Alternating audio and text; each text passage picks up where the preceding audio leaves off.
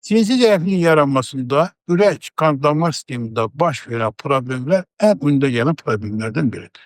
Ürəyin yığılmalarının sayı, ürəkdə keçirilən işəmlik xəstəliklərinin olması, eyni zamanda damarlarda baş verən problemlər və aterosklerozun yaranması hesabına qanın həcminin azalması, qapaqlarda baş verən problemlər, qapaq çaşqınmalarının meydana gəlməsi, bütün bunların hər birisi sinsi zəiflik yarada bilər.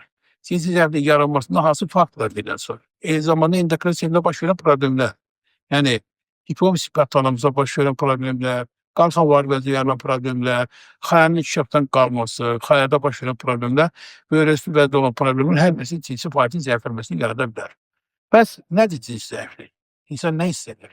Ya insan öz istəyinə yetişə çata bilmir və yaxud da ki, bu fəaliyyəti yerinə yetirmək istədikdə ortalıqda qırılmalar baş verir. Və cinsi zəifliyin olması insanlarda o hissləri yaradır ki, özlərinə qarşı inamsızlıq olur, özlərinə qarşı güvənsizlik olur. Eyni zamanda həmin insanlar özlərini həyatda təciz olmuş insanlar hesab edirlər, tamamilə özlərinə qapılmış insanlar olur. Və belə insanlar hesab edir ki, yəni həvəsi, marağı olmur, tənbəl insanlar olurlar, eyni zamanda bu insanlar yorğun olurlar, halsız olurlar. Və kənardan baxan adam da deyir ki, yəni bu insan kollektiv oluşmur, bu adam əvvəl belə deyildi, bunun xarakteri niyə dəyişildi? Hətta evdə, ailədə belə bu insan özünə qapılmış bir insandır. Yəni evin, ailənin problemi də olur. Ona görə də cinsi zəiflik olan insanlarda siz böyük bir qəhrəmanlıq gözləməyin, böyük bir igidlik gözləməyin.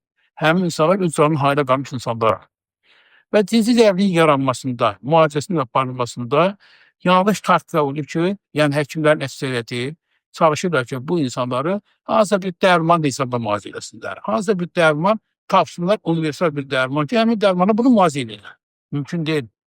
Çünki bunu törədən səbəblər universal deyil axı.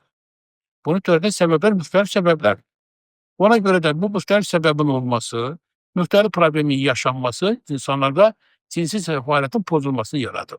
Və bunun müalicəsi necə getməlidir? Cinsi fəaliyyətin təminlənməsi onu yaradan səbəbə qarşı aparılmalıdır.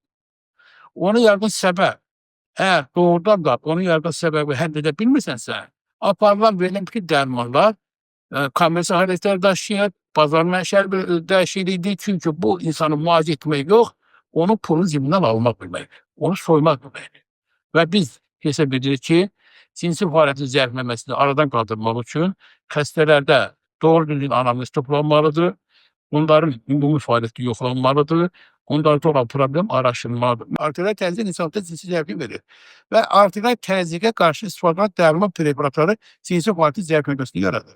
Ümumiyyətlə, dərman preparatlarının istifadə olunması, dərman preparatlarının yəni həqiqət istifadə edilməsi cinsi fəaliyyətin zəifləməsini yaradır.